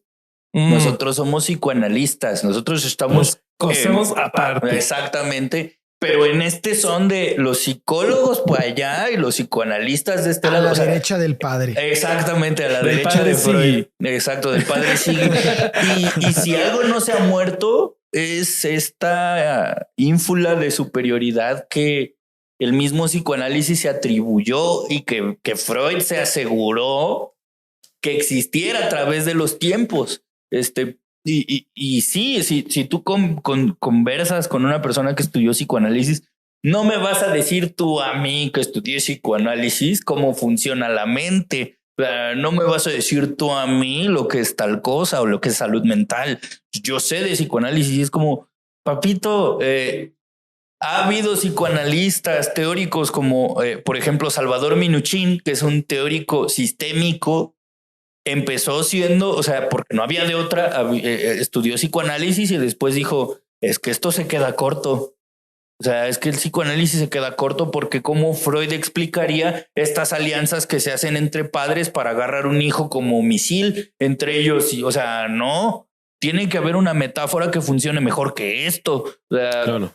Los tiempos fueron cambiando, las circunstancias fueron cambiando y se dieron cuenta que el psicoanálisis funciona para los psicoanalistas. Y eso no solamente para la gente que estudia psicoanálisis, sino para la gente que cree fervientemente en el psicoanálisis como un método, porque incluso en las escuelas de psicología ya no se dice psicoanalista, o sea, es como terapeuta, psicólogo que estudia psicodinámica. Ah, mira A la vos. madre. Porque la epistemología se basa en esta lógica estructural basado como en la termodinámica que les decía. Entonces, no, psicoanalista no. Soy psicólogo. Yo soy mejor. Psicodinámico. No me confundan. No, soy psicodinámico. Entonces, desde ahí también se empieza a trazar esta distinción. Y pues también hay que decirlo, el psicoanálisis, digo, la psicología en general no puede llamarse ciencia porque el objeto de estudio no es medible. O sea, no puede medir la conducta, o sea, no puede medir a una persona ni digamos abarcar todas las variables que pueden formar parte de la vida interna de un ser humano para decir, ya lo puedo ver, observar, controlar, replicar, comprender. No, uno no puede lograr en un ser humano las metas últimas del método científico, que es la replicación con base en el control de las variables. Pero lo que sí puede hacer es brindar explicaciones, brindar probabilidades. Así de, pues si pasa esto, es más probable que pase esto. Pero no podemos llamarnos una ciencia dura. No, Si no hacemos ciencia, ¿no? No podemos. Somos a lo mucho una disciplina científica porque tratamos de usar el método científico lo mayor que se pueda. Lo mejor que se pueda. Y muchas veces ni eso, pero no le quita a lo científico, por ejemplo, el decir, a lo mejor yo no te puedo extrapolar esto a niveles masivos, pero sí te puedo explicar lo que clínicamente ha pasado con los casos. Y las investigaciones clínicas también son científicas porque uno dice, pues con este consultante me pasó esto, con este consultante me pasó esto, con este consultante me pasó esto. En base a evidencia. Exactamente, basado en la evidencia.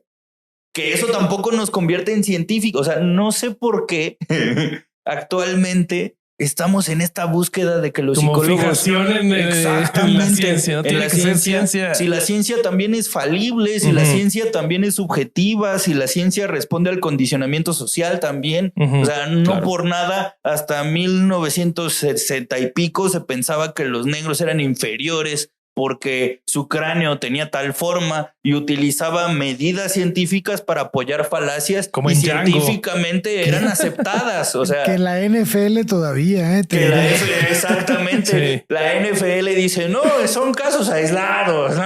O sea, sí, a lo que voy es que el psicoanálisis subsiste por estas lagunas. Por estas lagunas y por estas ínfulas de superioridad que la misma cultura ya asumió como verdades y ya asumió como propias, ¿no? El ejemplo de Mafalda es clarísimo de cómo ya la sociedad argentina, y yo diría que en el mundo, tampoco diría que en Argentina nada más, en el mundo se asume que el psicoanálisis es la opción, la primera opción o la opción ideal para el tratamiento psicológico. Y ya si no, pues ya voy con un humanista o con un cognitivo conductual o con un... Ya, pues ya no pude ya con la un última es al psicoanalista. psiquiatra. Sí, cuando en realidad, o sea, bueno, no es que en realidad, sino hay un chorro de opciones que tienen explicaciones mucho más actuales, mucho más acorde a la manera de pensar de las personas, pero justo este sesgo de confirmación de esto tiene que tener sentido con lo que decía Freud del yo y el superyo y el inconsciente y así. Este sesgo de confirmación nos ha también tenido un poco sujetos a explicarnos la vida interna y nuestra propia vida en esos términos. Y a veces esos términos resultan más atrapantes que ayudadores. Y pues qué tanto un discurso que te atrapa así pues es saludable o útil. Y se termina encerrando en sí mismo el discurso, como que la prioridad es explicarse. O sea, la prioridad es que entre dentro de eso y en segundo lugar viene la salud mental del paciente. Sí. Claro, confirmar eso. Qué interesante. Oigan, llevamos 1:37. Sí, yo diría a la madre, güey. Yo diría que vayamos cerrando. A mí me quedaron 2 millones de preguntas. Seguramente podamos en algún momento hacer algo más del resto de la psicología, porque así como hablamos del psicoanálisis, estaría buenísimo poder saber qué es, porque cuando hablamos por arriba de cognitivo-conductual o de humanista o todo eso. A mí, una psicóloga que ama a Freud y a quien quiero mucho, una muy amiga mía a la que consulté y muy generosamente me dio mucha información para el episodio de hoy, pese a que sé que se va a enojar cuando lo vea, me dijo, yo no le desconozco a los cognitivos conductuales que los resultados clínicos los tienen muchos resultados clínicos. Ahora, yo no puedo dejar de pensar en ellos como entrenadores de perros. Y te lo dejo ahí, Quique. Bueno, pues querido Quique, ¿me puedes compartir tus redes, proyectos? Sé que estás de gira con Gente Sensual. Sí, señor. No sé si ya se acabó. Cuéntanos. Muy sensual. Véndete, es momento. ¿Cuándo sale esto? Esto sale en 8 días. El domingo de la otra semana. Ah, perfecto. Sí, entonces... ¿El domingo 12? Sí, ¿no? Ah, súper. Sí, exacto. Ah, bueno. Para saber qué promocionar, ¿verdad? Sí, claro, muy bien. Para la gente que sepa, estoy en una gira que se llama Gente Sensual. Que sí están bien sensuales. Que sí estamos bien sensuales. Nicho Peñavera, Ana Julia Yeye, Pati Vaselis y un servidor. Todos amigos de Herejes el Podcast, además. Todos amigos de Herejes el Podcast. Pero Nicho es mi amigo personal, recuerden eso. Que bien ese show podría llamarse Minorías el Show. Pero ahí andamos, Gente Sensual. Estén pendientes de las redes sociales de todos nosotros para fechas, porque se vienen nuevos lugares para presentarme. Este fin de semana me voy a presentar en Colima, en un lugar que se llama La Santana Cantina Nice, presentándoles mi show que se llama Bien Parado para Todos.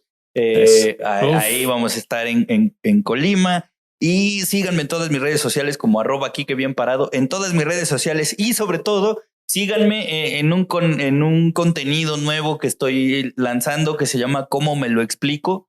que es todo lo que quisiste preguntarle a un psicólogo, pero no sabías a quién preguntárselo, pregúntamelo a mí y yo lo explico. Hoy vi el episodio, Quique, antes de esto, en el que conversabas sobre el caso de este chico en Mérida, en Yucatán, al cual no dejaron entrar a un bar, un chico con parálisis cerebral, pero absolutamente funcional, y que no lo dejaron entrar porque se le salió del culo, bueno, por el capacitismo y discriminación y lo de siempre. Porque por sus huevos, básicamente. Súper interesante, me encantó, la verdad. Te lo iba a decir. ¿En qué plataforma está? En YouTube. Estamos en YouTube y estamos viendo si lo subimos a Spotify. Todo depende de si la producción. Venga, producción, ustedes pueden. Queremos escuchar eso en el coche también. Sí, pero sí, síganme en cómo me lo explico, que es como un contenido que justo hice para responder estas dudas que de repente la gente tiene. Hablamos ya de personas paz y de qué tan chido es o qué tan certero es. Hablar de personas paz. Entonces ahí andamos para lo que quieran y pues estén pendientes de todas mis redes sociales, @Quique bien parado, Quique con K y bien parado con todo lo demás, y así todo junto, @Quique aquí bien nuestro parado. editor Isaac lo va a poner en pantalla. Eso. Entonces, por supuesto. Entonces yo lo que entiendo de todo esto es que mira, ya te tuvimos de invitado 2 veces, entonces la gente ya te escuchó, seguro les gusta tu forma de hablar. ¿Cómo explicas? Entonces que te sigan allá también. O sea, eso es lo que tienen que hacer. Nada les cuesta. Nada les cuesta y les va a gustar. Lo van a disfrutar. Exacto. Y miren, que yo vengo las veces que me pidan. Yo puedo hablar de este tema. Y nosotros estamos para escucharte. Mira, en el chat de producción, mientras yo le preguntaba que cuánto nos quedaba y todo, recién le digo a Alejandro, ¿te queda alguna pregunta? Y me dice, Quique responde todas mis preguntas sin que yo se las haga, me dice. Así que... Es que soy psicólogo, nuevamente. Sí. Exacto. Eres psicoanalista, estás más arriba. Óyeme. No. Hasta en los tinocos hay niveles. Bueno, ¿qué vendemos nosotros, Roberto? ¿Qué nosotros vendemos un montón de cosas, querido Vasco. Vendemos playeras para empezar en staymetal666.mitiendanube.com. No vendemos contenido adicional, más bien es una gratificación para quienes nos apoyan en Patreon. Patreon.com/herejes el podcast. Ahí se sube rostro de revisión. Tenemos un montón de contenido para usted, para que lo disfrute. Tenemos ofertón en Podimo. Un mes por 99 centavos de dólar, o sea, como un mes por 20 pesitos para que se echen estas 2 temporadas. También está el podcast de Dama G. Hay un montón de contenido ahí en Podimo que usted va a disfrutar. Y ¿se me está olvidando algo? ¿O ya me voy a redes sociales? No. Yo soy corsario. Espérate. Recuerden que también tenemos los lives de los jueves cada 15 días con Caro H. Solís. En exclusiva por Herejes el podcast. No todos los jueves, cada 15 días, el jueves. Y te agrego algo, los miércoles se están subiendo los episodios que ya teníamos remasterizados con una introducción nueva en la que hablamos del tema. Encuerado? Exacto. En la que hablamos del tema y repasamos qué nos pasó desde que salió el episodio hasta hoy respecto de ese mismo episodio. Así que miércoles en el canal de Herejes el Podcast y jueves cada 15 días. Ahí está. Herejes en vivo Q&A con Caro Hernández Solís. En realidad, nosotros la acompañamos a Caro porque la periodista es ella y nosotros somos 3 chorros. Sí. Exacto. Y bueno, ahora sí. Chorro. Sí. Redes sociales, estamos en todos lados como Herejes el podcast, a veces con guión bajo, a veces no. Ahí búsquenos, aparecemos. Y yo soy Vasco.hereje. Yo soy Corsario.hereje. Y yo soy Bobby.hereje. Eso. Y pues tuvo que pensar, Y busquen a Corsario.hereje en TikTok también. Sí, búsquenme a mí. Y vayan a escuchar a Veriado ya que están. Sí, también. Sí, qué gran podcast. Gracias, Quique. Sí. Yo digo que a Veriados te debería de invitar. Yo también digo. Ya tiene una plática con Quique. Ok. Luego la cerramos. Ok. Bueno, vámonos. Bueno, pues este fue otro domingo de no ir a misa y escuchar Herejes el podcast. Adiós. Venga. Pongan la música. We just sit back and laugh at life, put a far and wide away from harder times. I'm wide awake, I'm looking out to see the art of life is right in front of me.